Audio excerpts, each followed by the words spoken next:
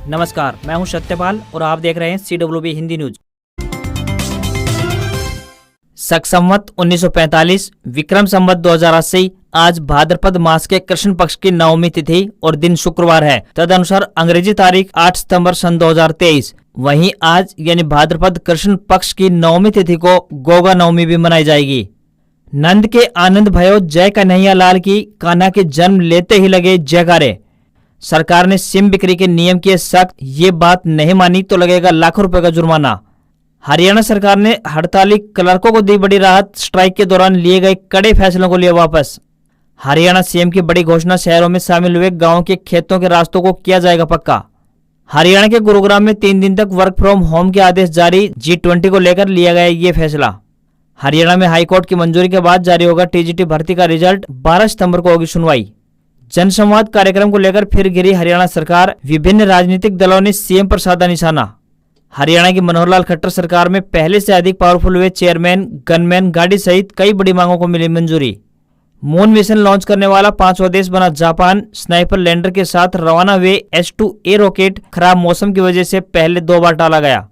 अमेरिकी राष्ट्रपति Joe Biden आज भारत आएंगे, उनके साथ चलेगा 60 गाड़ियों का सबसे बड़ा काफिला। आधार कार्ड फ्री में अपडेट करने की डेडलाइन फिर बढ़ी, 14 दिसंबर तक नहीं देनी होगी फीस। और अब खबरें विस्तार से।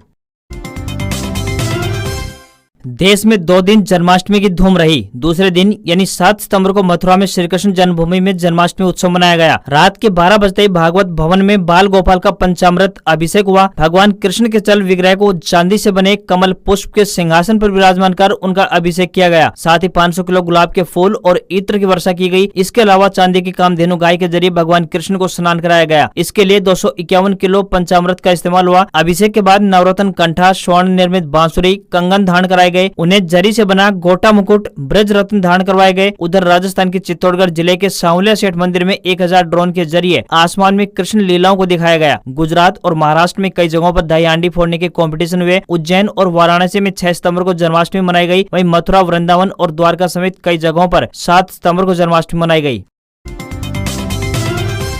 हरियाणा में इन दिनों कोई भी सरकारी भर्ती ढंग से सिरे नहीं चढ़ पा रही है। किसी न किसी वजह से हर सरकारी भर्ती बीच रास्ते में ही अटक जाती है। जो भी उम्मीदवार TGT भर्ती परीक्षा में शामिल हुए थे वह परीक्षा के रिजल्ट की प्रतीक्षा में है। जब आयोग के चेयरमैन भोपाल सिंह खत्री से पूछा गया कि TGT पदों के काफी उम्मीदवार लगातार मैसेज के द्वारा मांग कर रहे हैं कि आयोग कब TGT रिजल्ट जारी करेगा, इस पर हरियाणा कर्मचारी चयन आयोग के अध्यक्ष की तरफ से जवाब दिया गया कि मामला हाईकोर्ट में लंबित है। हाईकोर्ट से मंजूरी के पश्चात ही रिजल्ट जारी किया जाएगा। वहीं भोपाल सिंह खत्री ने बताया कि विज्ञापन में स्पष्ट कहा गया है कि सिर्फ हरियाणा सरकार के विद्यालयों में कार्यरत शिक्षकों को ही अनुभव की मान्यता मिलेगी। वहीं उम्र में बेशक छूट दी गई हो, लेकिन आयोग अपनी बात हाईकोर्ट में कहेगा। उन्होंने बताया कि सेंट्रल स्कूल, एडेड स्कूल व नवोदय स्कूलों के अनुभव को मान्य नहीं किया गया है। अब 12 सितंबर को सुनवाई होनी है, जिसमें जवाब दायर किया जाएगा।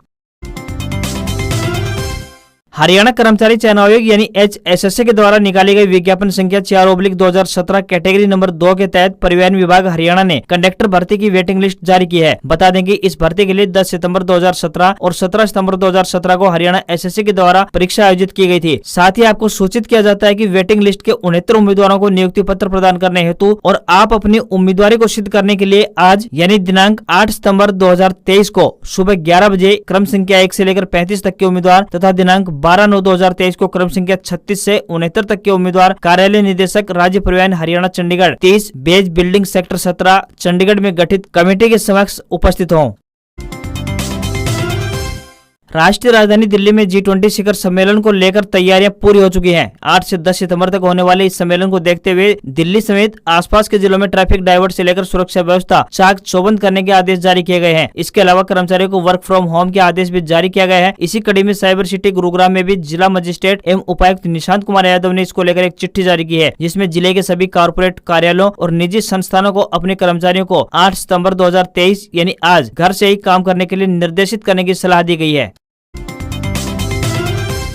हरियाणा के सीएम मनोहर लाल खट्टर जनसंवाद कार्यक्रम के तहत 3 दिन के हिसार दौरे पर हैं। 6 से 8 सितंबर तक होने वाले इस कार्यक्रम में 9 गांवों का दौरा करेंगे और आमजन से रूबरू होकर उनकी समस्याएं सुनेंगे। 6 सितंबर को मुख्यमंत्री ने हास्य हल्के के गांव थुराना से इस जनसंवाद कार्यक्रम की शुरुआत की थी। कार्यक्रम के दौरान महिला ने गांव भाटोल जाटान में फैक्ट्री लगाने की मांग रखी तो मुख्यमंत्री ने बड़े हास्यास्पद तरीके से इसका जवाब दिया। उन्होंने कहा कि अगली बार जब चांद पर चंद्रयान 4 जाएगा तो उसमें भेज देंगे। सीएम के महिलाओं के प्रति जनसंवाद कार्यक्रम में इस तरह के व्यवहार को लेकर कांग्रेस पार्टी से राज्यसभा सांसद दीपेंद्र सिंह हुड्डा ने एक ट्वीट कर निशाना साधा है। सार्वजनिक कार्यक्रमों में जनता, खासतौर पर महिलाओं की भावनाओं और मांगों के साथ भद्दा मजाक करना मुख्यमंत्री खट्टर साहब की दैनिक दिनचर्या हो गई है। मेरी बात नोट करके रख लीजिए, इस बार इनका ये अहंकार बुरी तरह से टूटने वाला है। आज के समय में पैसा कौन नहीं डबल करना चाहता है, मगर लोगों को सुविधाओं का ज्ञान नहीं होता है। अगर आप भी ऐसे ही निवेश विकल्प की तलाश में हैं, जहां आपका पैसा सुरक्षित रहे और आपको बेहतर रिटर्न मिले, तो एफडी जैसी योजनाएं हमेशा से निवेश करने के लिए एक अच्छा विकल्प मानी जाती हैं। तो आपको बता दें कि पोस्ट ऑफिस टाइम डिपॉजिट एक प्रकार की पोस्ट ऑफिस एफडी है। पोस्ट ऑफिस में आपको 1, 2, 3 और 5 साल के लिए एफडी का विकल्प मिलता है। अगर आप इसमें 10 साल तक पैसा जमा करते हैं तो आपकी रकम दोगुनी से भी ज्यादा हो सकती है। बता दें कि फिलहाल 5 साल की एफडी पर 7.5% की दर से ब्याज मिल रहा है। 1 वर्ष के लिए निश्चित ब्याज 6.9% मिलेगा, 2 वर्ष के लिए 7%, 3 वर्ष के लिए 7% और 5 साल के लिए निश्चित ब्याज दर 7.5% निर्धारित की गई है।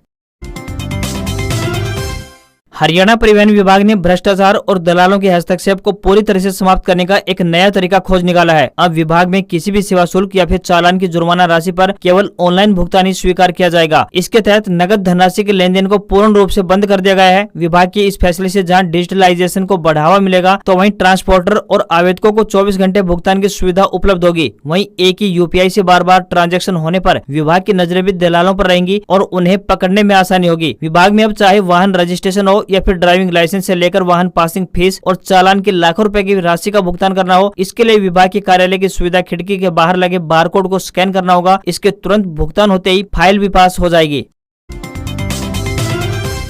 हरियाणा के सीएम मनोहर लाल खट्टर जनसंवाद कार्यक्रम के तहत हिसार दौरे पर हैं। कार्यक्रम के दूसरे दिन की शुरुआत सातरोड खास गांव से हुई, जहां मुख्यमंत्री ने ग्रामीणों की समस्याओं को सुना और मौके पर मौजूद अधिकारियों को उनके समाधान करने के निर्देश जारी किए। इस दौरान उन्होंने बिना पर्ची व खर्ची नौकरी, teacher transfer policy, Ayushman Bharat योजना समेत सरकार की कई कल्याणकारी योजनाओं पर विस्तृत रूप से चर्चा की। सीएम मनोहर लाल खट्टर ने सातरोड गाँव में सामुदायिक केंद्र बनाने की मंजूरी प्रदान कर दी है। इसके अलावा गाँव के स्टेडियम में खेल सुविधाएं बढ़ाने के भी आदेश जारी किए हैं। मुख्यमंत्री मनोहर लाल खट्टर ने गाँव सातरोड खास में घोषणा करते हुए कहा कि पूरे राज्य में जो गांव शहर की सीमा में शामिल हो गए हैं, उनके खेतों के रास्तों को पक्का करने की योजना पर सरकार विचार कर रही है। उन्होंने साथ ही ये भी कहा कि अमृत योजना का बचा हुआ कार्य जल्द पूरा किया जाएगा।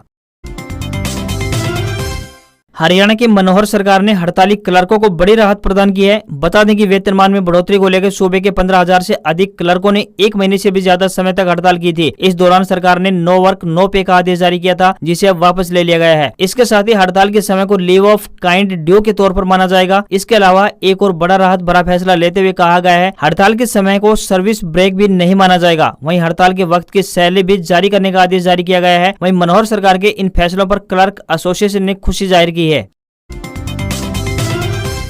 हरियाणा की मनोहर सरकार ने नगर परिषद और नगर पालिकाओं के चेयरमैनों की ताकत में इजाफा करते हुए उन्हें और अधिक पावरफुल बना दिया है। बता दें कि मंगलवार को गोहाना नगर परिषद चेयरमैन रजनी इंद्रजीत वीरमानी के नेतृत्व में नगर पालिकाओं और नगर परिषदों के चेयरमैनों ने मुख्यमंत्री मनोहर लाल खट्टर और निकाय मंत्री कमल गुप्ता से मुलाकात की थी। बता दें कि इस बैठक में सीएम मनोहर लाल खट्टर ने चेयरमैनों की कई बड़ी मांगों पर स्वीकृति की मोहर लगा दी है। नगर पालिकाओं और नगर परिषदों के अध्यक्षों को अब अन्य सुविधाओं के साथ साथ गाड़ी, गनमैन और असिस्टेंट की सुविधा भी मिलेगी। उन्होंने बताया कि चेयरमैनों को नगर पालिकाओं और नगर परिषदों में हर महीने काम करवाने के लिए 15 से 20 लाख रुपए खर्च करने का अधिकार दिया जा सकता है।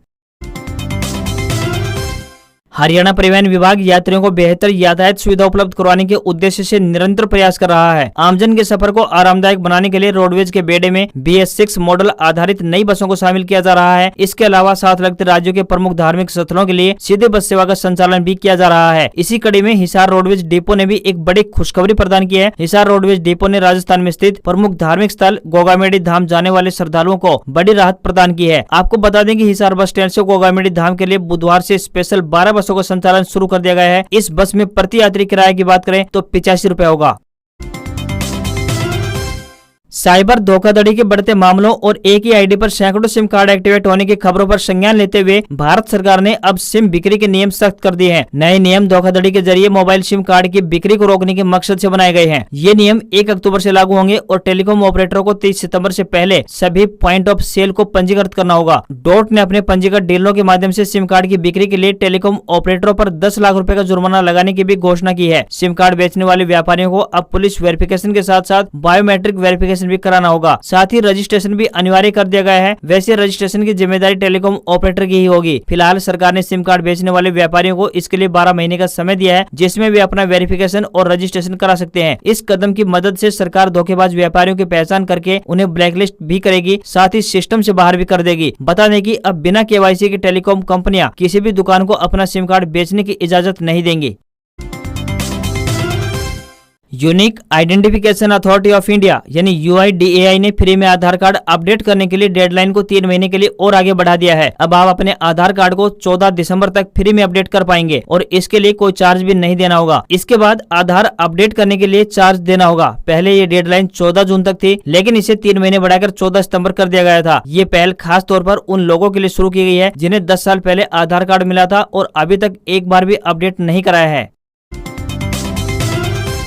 सितंबर का महीना आरंभ हो चुका है। इस महीने डीमेट अकाउंट का नॉमिनेशन भरने और 2000 रुपए के नोट बदलने जैसे जरूरी कामों की डेडलाइन खत्म हो जाएगी। वहीं इस महीने में सिर्फ 14 दिन ही बैंक खुलेंगे। भारतीय रिजर्व बैंक यानी RBI ने 19 मई को 2000 रुपए के नोट बंद करने की घोषणा की थी। RBI ने देशवासियों को 2000 रुपए के नोट बदलने के लिए 4 महीने का वक्त दिया है। ये डेडलाइन 30 सितंबर को खत्म होने जा रही है। सितंबर महीने में 4 रविवार और 2 शनिवार यानी 6 दिन बैंक बंद रहेंगे। वहीं अलग अलग जगहों पर अलग अलग कारणों से 10 दिन बैंकों में काम नहीं होगा। इन छुट्टियों को मिला दें तो सिर्फ 14 दिन ही बैंकों में कामकाज होगा। इसलिए अगर आपको बैंक में जाकर कोई जरूरी काम करना है तो पहले छुट्टियों की लिस्ट चेक कर लें, उसके बाद ही बैंक जाएं। वहीं डीमेट अकाउंट के माध्यम से शेयरों में निवेश करने वाले लोगों को भी 30 सितंबर तक नॉमिनेशन भरने और नॉमिनेशन वापस लेने की प्रोसेस पूरी करनी होगी। निर्धारित समय सीमा में नॉमिनेशन नहीं किए जाने वाले इन्वेस्टर्स के ट्रेडिंग और डीमेट अकाउंट फ्रीज हो सकते हैं।